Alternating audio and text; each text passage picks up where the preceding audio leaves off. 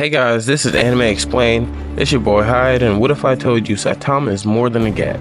I know One Punch Man is built around the idea that Saitama wins every fight with a single punch. But if you think that's all there is to his character, you're missing the bigger picture. Saitama isn't just a joke. His entire story is a breakdown of power, purpose, and what happens when you reach the top and realize there's nothing left. His struggle isn't about becoming stronger. It's about what happens after you reach the pinnacle of strength.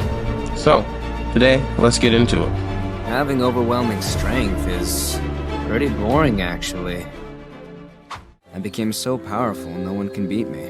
Saitama's problem isn't that he's too weak, it's that he's too strong. He's reached the peak and now nothing challenges him. There's no struggle and no excitement. His strength, instead of being a blessing, has become his biggest burden. He says this himself. I trained so hard I went bald. I became so powerful, no one can beat me. I'm the hero I'd always dreamed of becoming. So what is this? What's wrong with me? That's not something you expect to hear from the strongest person alive, and you can see it reflected in how he fights. Take Carnage Kabuto for example. He's hyped up as this unstoppable monster, and any other hero would be in a life and death battle trying to survive. But meanwhile, in the middle of this fight, Saitama suddenly realizes that he's about to miss his favorite sail. This guy's in carnage mode. And he said he'll be on a rampage for a whole week? Damn it. I may have inadvertently made a horrible mistake. That's where his mind is. He's not thinking about strategy. He's not worried about his opponent at all. He's just annoyed that he might miss his sail. And when he actually does fight, it's over in an instant. That means today is bargain day at the supermarket!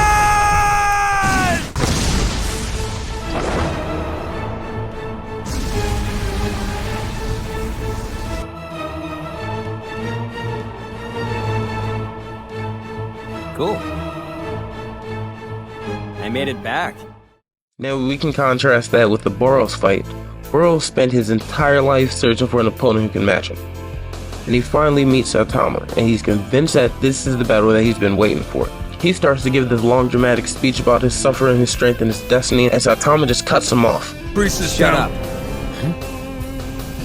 Blah, blah, blah. You're boring me out of my mind. Are you finished? That's it, he doesn't care, no reaction, no engagement, just pure indifference. And when Boros unleashes his strongest attack, a blast powerful enough to destroy a planet, Saitama doesn't panic, he doesn't struggle, he just throws a serious punch and ends it.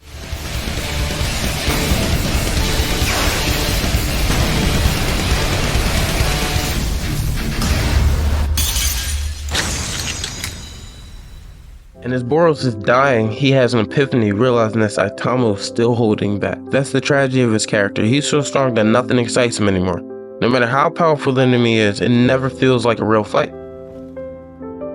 You are just too strong.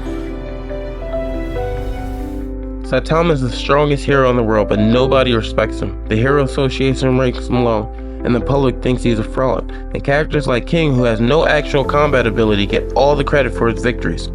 And here's the thing, Saitama doesn't even care. Most shonen protagonists want recognition, they want to prove themselves, but Saitama, he doesn't care about fame, he doesn't fight for status, he's not trying to prove a point. He just does what he does because it's the right thing to do. That's what makes him different from so many other heroes. He's not here for approval, he's just here to help people. Most anime heroes follow the same structure. They start weak, they train, they struggle, and they grow. That's the whole appeal of shonen anime, watching the journey, seeing the effort, feeling the payoff when they finally overcome a challenge. But Saitama, his journey is already over. He starts this series at his peak. These fights aren't a question of whether he'll win, they're a question of how long he'll let it drag out before he gets bored and ends it. That's why One Punch Man is so unique. It takes a typical shonen formula and flips it completely. Instead of asking can he win, it asks what happens when winning doesn't matter anymore. Saitama's character makes us rethink the way we usually view strength in anime. Because if being the strongest doesn't bring you happiness, then what does? For all his strength, Saitama isn't some emotionless machine.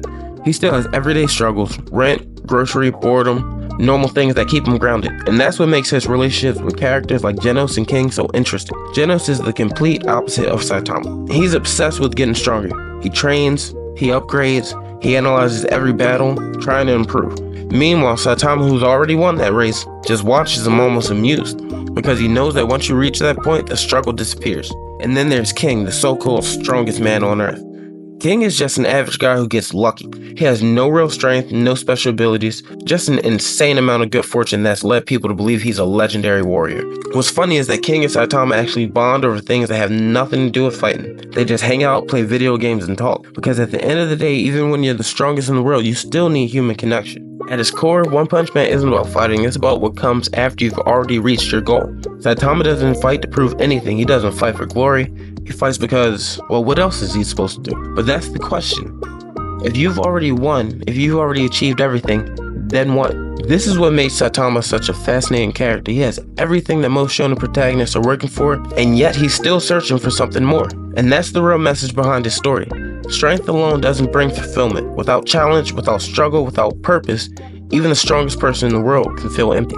So yeah, in my opinion, Saitama might be the strongest anime character ever, but he's not just a joke. He's a deconstruction of power fantasies, a character that forces us to ask what really matters when strength is no longer an obstacle. One Punch Man might be a comedy, but Saitama's story is one of the most unique and thought-provoking takes on a hero's journey. But what do you guys think? Is Saitama really just a gag character, or is there something deeper to the story? Let me know in the comments, and of course, don't forget that like, subscribe, and hit that bell for more anime deep dives here on Anime Explained.